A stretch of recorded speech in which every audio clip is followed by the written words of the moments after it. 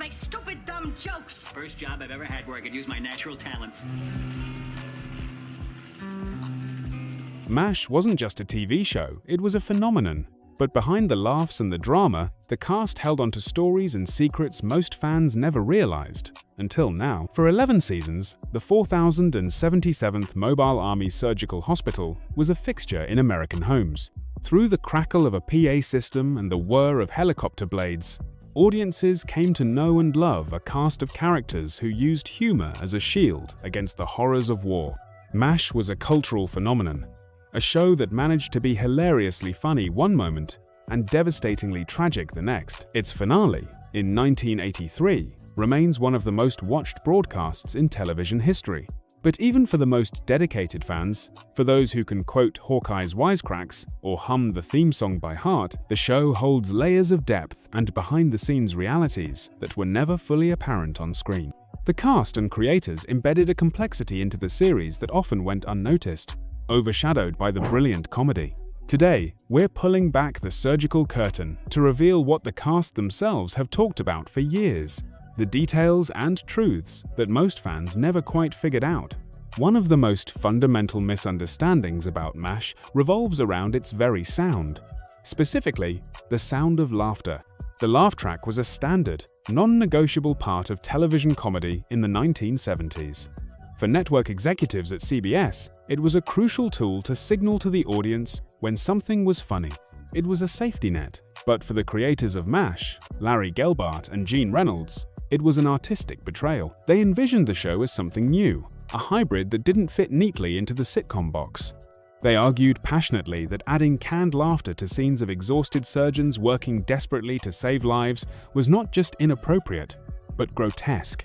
The battle over the laugh track became a defining struggle in the show's early years. The network was immovable, insisting that a show without a laugh track would confuse and alienate viewers. Gelbart and Reynolds, in their own words, fought them tooth and nail. They saw the laughter as a violation of the show's core premise. How could you have an audience chuckling artificially moments after a young soldier had died on the operating table? It sanitized the reality they were trying to portray. Eventually, a tense compromise was reached, one that subtly shaped the viewing experience in ways many never consciously registered. The creators won a single, critical concession. There would be absolutely no laugh track in the operating room. The OR was to be sacred ground. It was the heart of the show's darkness, the place where the cost of war was laid bare on a gurney.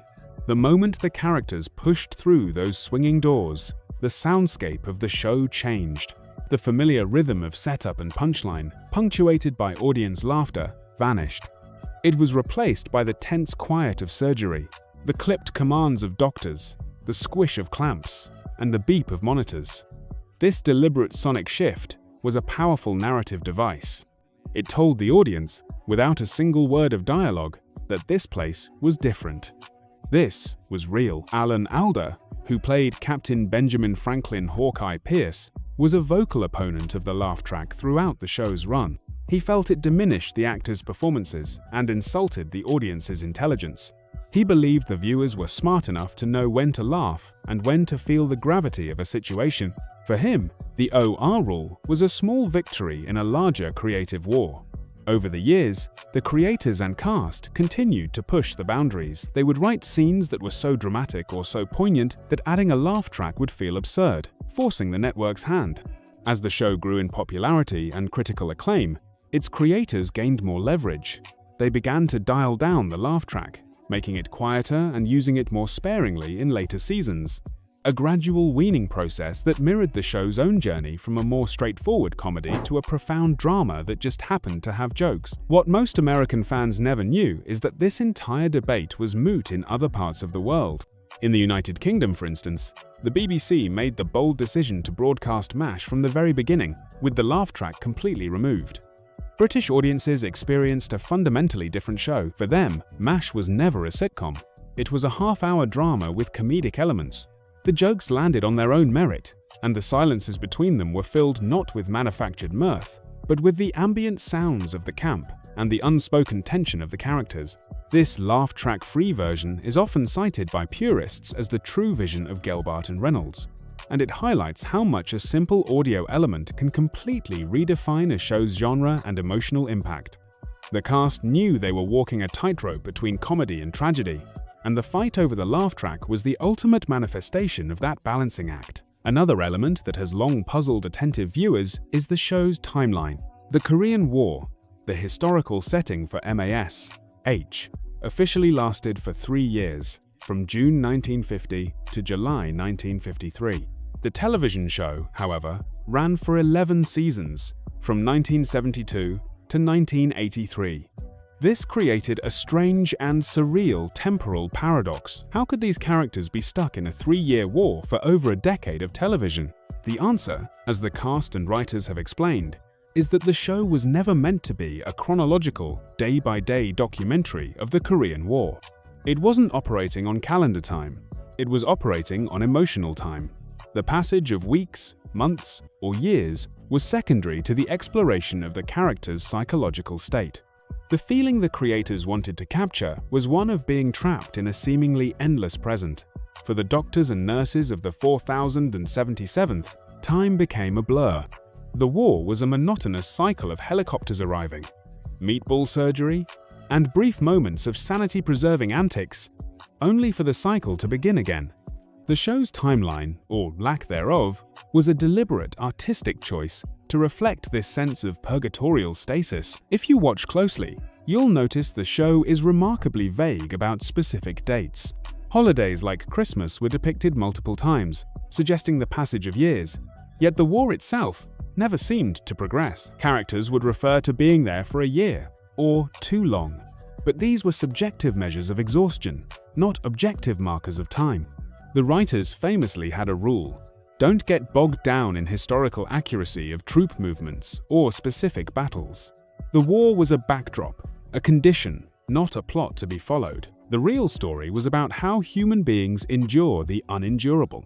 Gary Berghoff, who played Corporal Walter Radar O'Reilly, was the only cast member to bridge the gap from the 1970 Robert Altman film to the television series.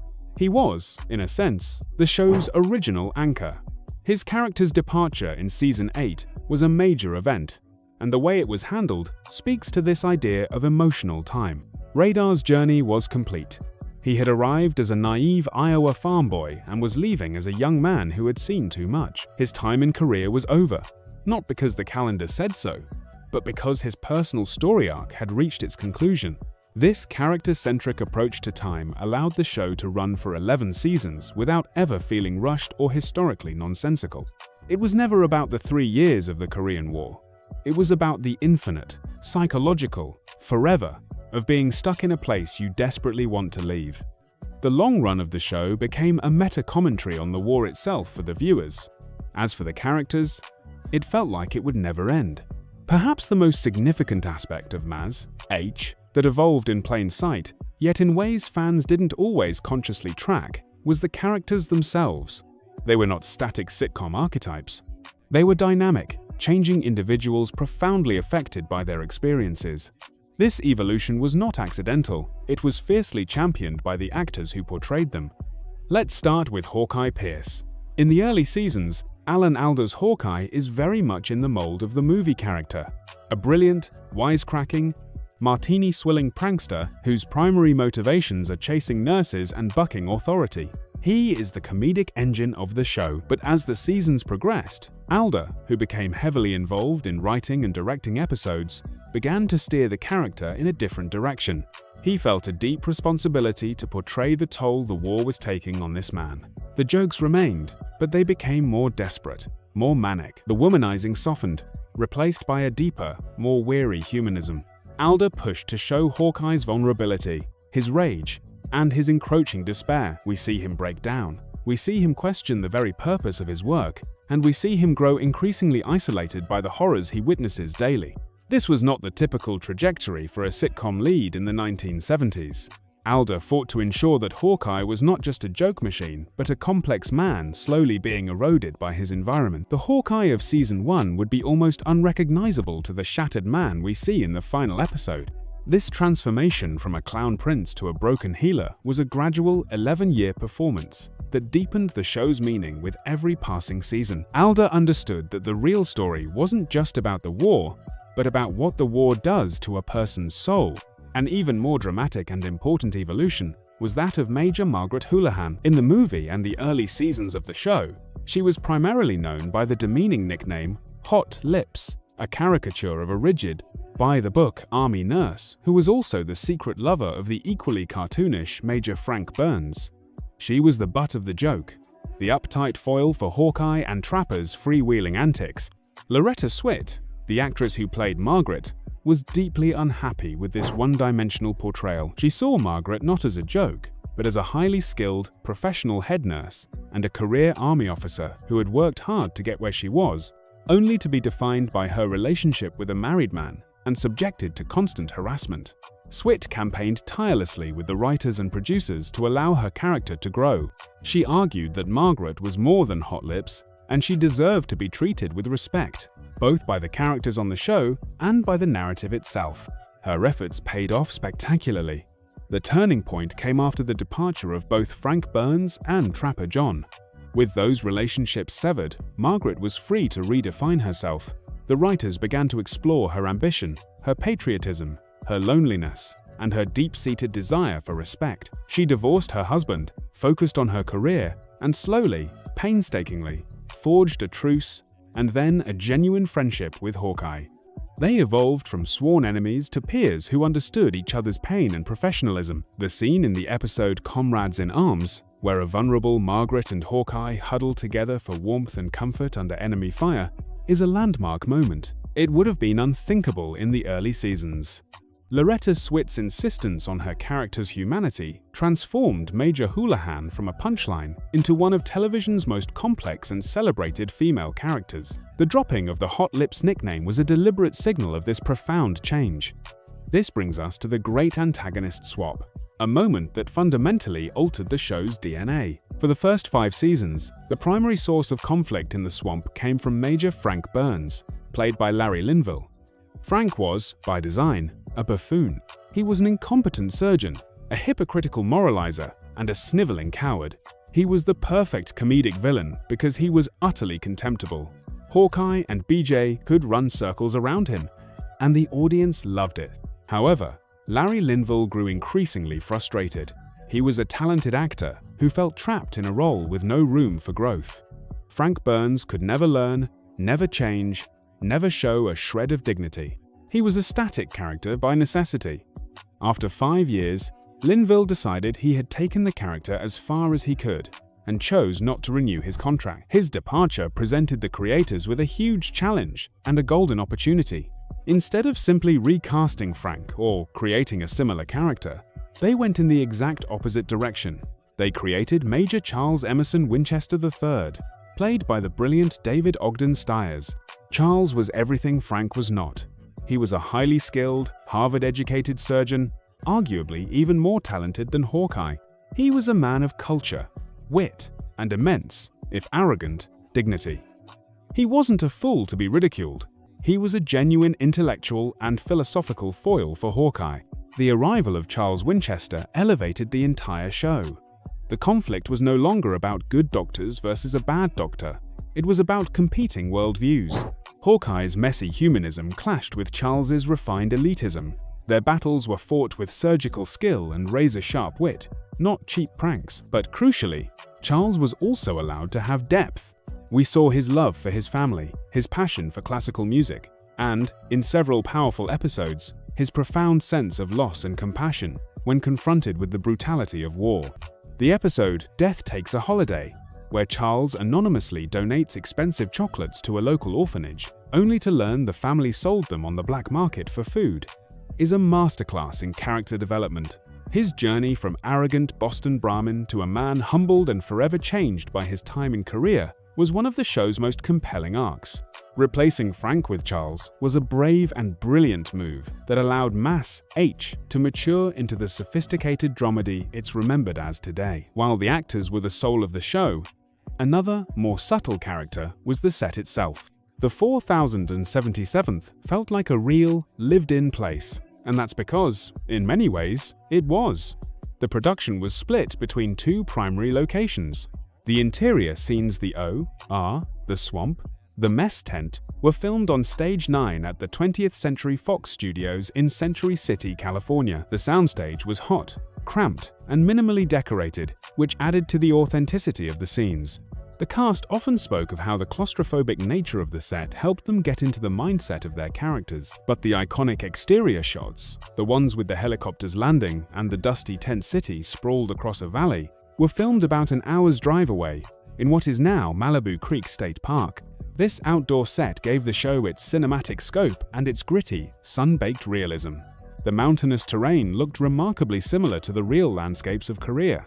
The cast and crew would be bussed out to the remote location for several days at a time, and the grueling conditions, the summer heat, the winter cold, the dust, and the insects forged a bond among them, mirroring the camaraderie of the characters they played. This location, the Mash Ranch, became a character in its own right.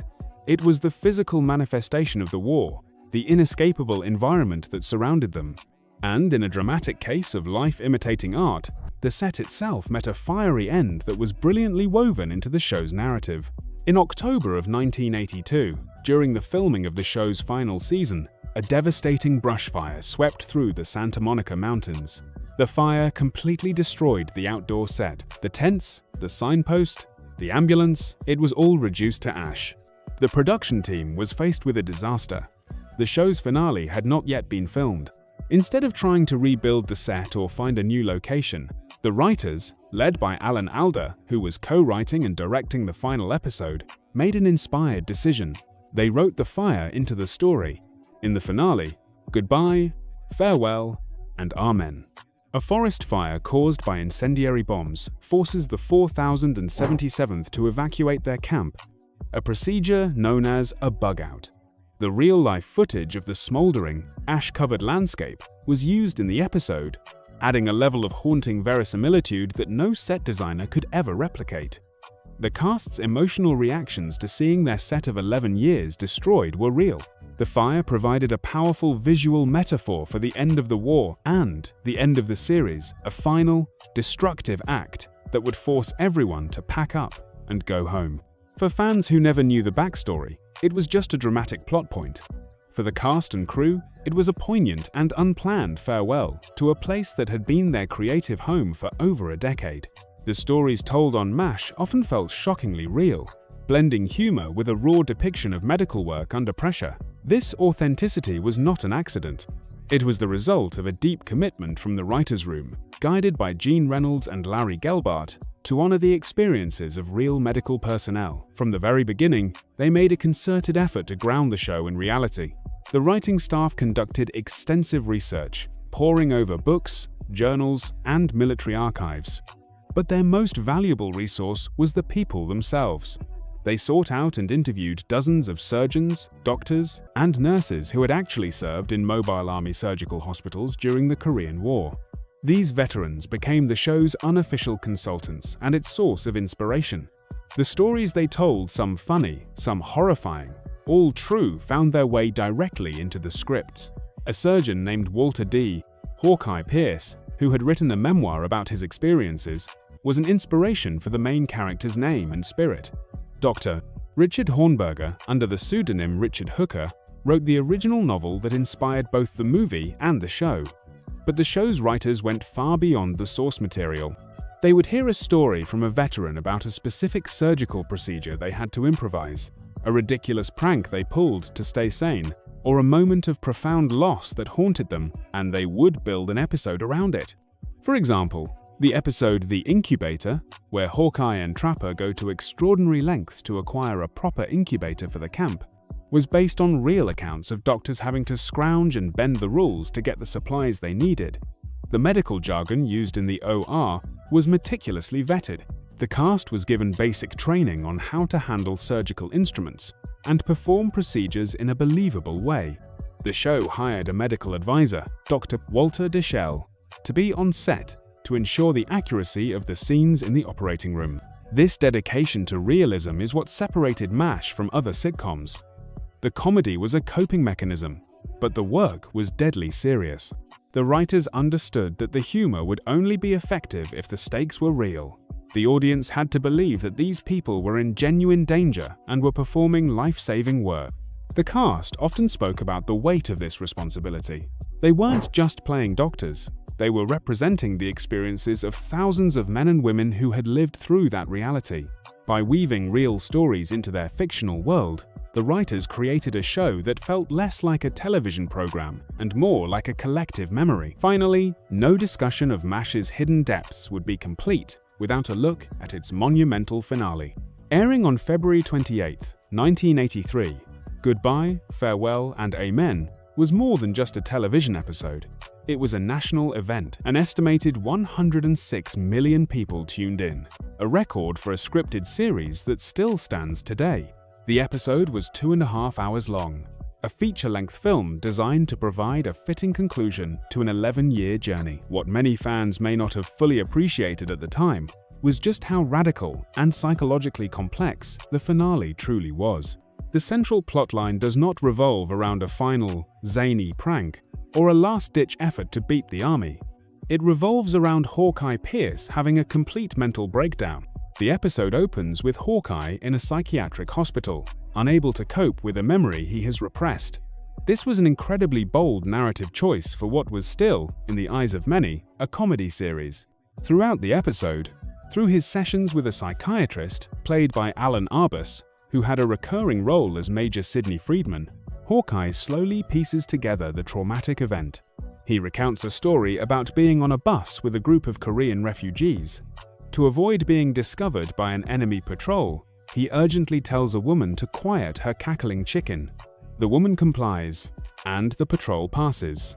Only later, in the horrifying climax of his therapy session, does Hawkeye realize his mind had played a trick on him. It wasn't a chicken, it was a baby. The woman, desperate to save everyone on the bus, had smothered her own child to keep it from crying out. This revelation is one of the most devastating moments in television history. It recontextualizes Hawkeye's entire character. His frantic wisecracking and his desperate need to save every life on his operating table were not just quirks. They were a frantic attempt to outrun this unspeakable horror, a penance for the one life he felt responsible for ending. Alan Alda, who co-wrote and directed the episode, fought to include this storyline because he felt it was the only honest way to conclude Hawkeye's journey. It was the ultimate statement on the true cost of war. It can take a healer, a man dedicated to life, and make him complicit in death, breaking his mind in the process.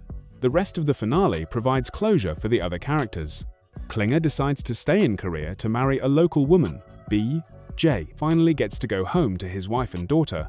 Margaret gets a prestigious new assignment, and Charles is profoundly changed by an encounter with Chinese musicians who are killed shortly after he teaches them a Mozart piece. Each ending is tinged with the sadness of parting and the uncertainty of returning to a world that hasn't experienced what they have. The final scene of the series is iconic. As Hawkeye lifts off in a helicopter, he looks down and sees that BJ has used rocks to spell out the word goodbye on the landing pad. It's a simple, poignant message between friends. This shot was Alan Alda's idea, and it was filmed from his actual point of view in the helicopter, adding a layer of personal finality to the moment. The camera pulls back, showing the lone helicopter flying away from the now quiet camp. And for the first and only time, the instrumental version of the theme song, Suicide is Painless, is played with its melancholic lyrics, sung over the end credits. It was a haunting and perfect end. MASH was never just one thing. It was a comedy. It was a drama. It was a protest against the Vietnam War disguised as a story about the Korean War. It was a character study. It was a medical procedural. It was a cultural touchstone. The cast and creators imbued it with a richness and a reality that went far beyond the typical half-hour sitcom. They fought for artistic integrity, for character development, and for the right to tell difficult truths. They knew the show's power lay not just in its laughter, but in the silence that followed. For 11 years, they invited us into the mess tent and the operating room, and in doing so, they created something that has not only endured, but has deepened with time, revealing new layers of meaning to anyone willing to look past the jokes and see the profound human story that was there all along. Decades later, MASH still surprises us with truths hidden in plain sight. What the cast revealed gives us an even deeper reason to appreciate this timeless classic.